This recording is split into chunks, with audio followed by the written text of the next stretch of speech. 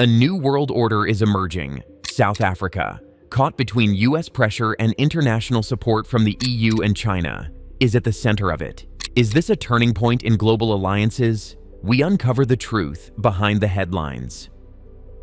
Chapter 1. Trump's sanctions on South Africa. In early February 2025, the Trump administration escalated tensions by imposing sanctions on South Africa. This action, purportedly a response to the newly enacted land reform law, involved suspending financial aid. Trump asserted that South Africa was unjustly confiscating land from its white minority, specifically the Afrikaners. The White House released a statement denouncing the land reform as an attack on Afrikaners, vowing to support those disadvantaged by the policy and even offering resettlement assistance to Afrikaner refugees allegedly fleeing government-backed racial discrimination. The sanctions reflected a broader U.S. foreign policy shift under Trump, prioritizing perceived injustices against specific demographics, and signaled a significant divergence from traditional diplomatic norms. Secretary of State Marco Rubio further intensified the situation by announcing the U.S. would boycott the G20 summit held in Johannesburg, citing concerns about South Africa's land reform and other controversial policies. Chapter 2. South Africa's Land Expropriation Act. The Expropriation Act, signed into law in January 2025 by President Ramaphosa, is at the heart of the international dispute. The act aims to address persistent land inequalities dating back to the apartheid era. Statistics from 2022 revealed that a disproportionate amount of farmland remains in the hands of white landowners, a demographic representing a small fraction of the total population. The legislation enables the state to reclaim land in the public interest, with the intention of rectifying historical imbalances. It emphasizes the importance of reaching agreements with current private landowners. This act seeks to redistribute resources and promote social justice by transferring land ownership to previously marginalized communities. The South African government defends the act as a necessary step towards a more equitable society, refuting claims of unjust land confiscation without compensation. Chapter 3. U.S. accusations of land confiscation. The Trump administration's accusations center on claims that the South African government is confiscating land from Afrikaners without compensation. These allegations were amplified by Elon Musk, who reportedly advised Trump on the issue.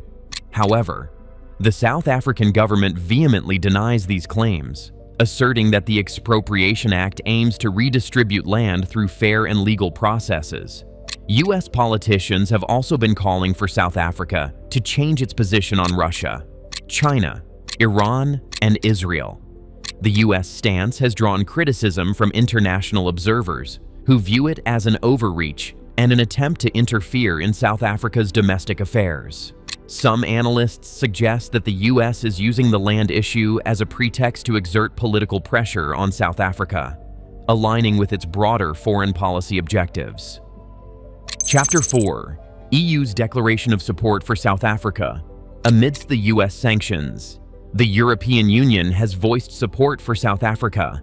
Ambassadors from France, Germany, and Italy, along with the EU's deputy ambassador, released a joint statement affirming their commitment to South Africa's constitutionalism and multilateralism. They emphasized their respect for South Africa's sovereignty and its efforts to promote social justice and equality. European Council President Antonio Costa expressed the EU's readiness to strengthen ties with South Africa, recognizing the country as a reliable partner. The EU's support underscores its commitment to international cooperation and its belief in South Africa's adherence to democratic principles. The ambassadors of Germany, Italy, and France highlighted shared values and a dedication to multilateralism and global justice. The EU's backing serves as a counterweight to U.S. pressure. Chapter 05. China's backing of South Africa. China has also stepped forward to support South Africa, reaffirming its commitment to strengthening bilateral ties. Chinese Ambassador Wu Peng highlighted that China-South Africa trade reached $52.5 billion in 2024, accounting for a significant portion of China-Africa trade. He noted that South Africa maintained a trade surplus with China. Foreign Minister Wang Yi's attendance at the G20 Foreign Ministers meeting in Johannesburg further underscored China's support. China's backing is rooted in its strategic interests in Africa and its desire to foster stronger economic and political alliances. China has also been accused of human rights issues and coercive tactics around the globe. The partnership between China and South Africa is mutually beneficial, providing South Africa with economic opportunities and China with access to resources and markets. Chapter 6. Historical context of land ownership in South Africa. The issue of land ownership in South Africa is deeply rooted in its history of colonialism and apartheid. During the apartheid era, laws such as the Native Land Act of 1913 systematically dispossessed the majority black population of their land. By the end of apartheid in 1994, the legacy of these laws remained, with significant racial disparities in land ownership. This system entrenched a situation where a small white minority controlled the vast majority of the country's land resources, while the black majority was relegated to overcrowded and unproductive areas. The transition to democracy brought promises of land reform to address these historical injustices and promote a more equitable distribution of land. The slow pace of land redistribution has led to frustration and calls for more radical measures to accelerate the process. Wait a second, I have a question for you. Knowing the history of South Africa, do you believe land redistribution is a necessary step toward equality, even if it creates international friction? Let me know your thoughts in the comments below. Chapter 07. Motivations behind EU support. The European Union's support for South Africa stems from several factors. Firstly, the EU shares a commitment to multilateralism and international law, which aligns with South Africa's approach to resolving disputes through international forums. Secondly, the EU recognizes the importance of addressing historical injustices and promoting social justice and equality, which are key principles of its foreign policy. Thirdly, the EU has strong economic ties with South Africa, viewing it as a reliable partner in Africa. The EU's backing of South Africa is also a statement against the unilateral actions of the US, particularly under the Trump administration. By siding with South Africa, the EU reinforces its commitment to international norms and cooperation. It's a way for the EU to show it has a different vision of how to engage with the world. Chapter 8. South Africa's diplomatic response. In response to the international criticism and growing tensions with the US, President Ramaphosa has launched a diplomatic campaign to clarify South Africa's policies and address concerns. President Ramaphosa said that the work that the South African government is doing needs to be explained to trading partners. This effort includes sending delegations to key capitals, including Washington, to provide accurate information about the Expropriation Act. South Africa seeks to reassure international partners that it is committed to upholding the rule of law and protecting property rights. Through its diplomatic efforts, South Africa aims to foster understanding, dispel misinformation, and preserve its relationships with key partners. The decision to address international concerns through dialogue and diplomacy reflects a desire to avoid further escalation of tensions. Chapter 9. US concerns over South Africa's foreign policy. The US has raised concerns regarding South Africa's foreign policy choices, particularly its relationships with Russia, China, and Iran. These concerns stem from the US's broader geopolitical strategy, which views these countries as strategic competitors or adversaries. US politicians have been calling for Trump to punish South Africa by removing South Africa from the African Growth and Opportunity Act, also known as AGOA. Speaking on the issue, Republican Senator Jim Risch has openly said that South Africa's differing positions have an impact on US national security. The US sees South Africa's growing alignment with these countries as a threat to its interests. This has led to increased scrutiny of South Africa's foreign policy decisions and calls for a reassessment of the US-South Africa relationship. Chapter 10. South Africa's ICJ case against Israel. South Africa's decision to file a case against Israel at the International Court of Justice, also known as ICJ, accusing it of genocide in Gaza, has further strained relations with the United States. A fact sheet released by the White House linked the presidential decree to South Africa's stance on the conflict in Gaza.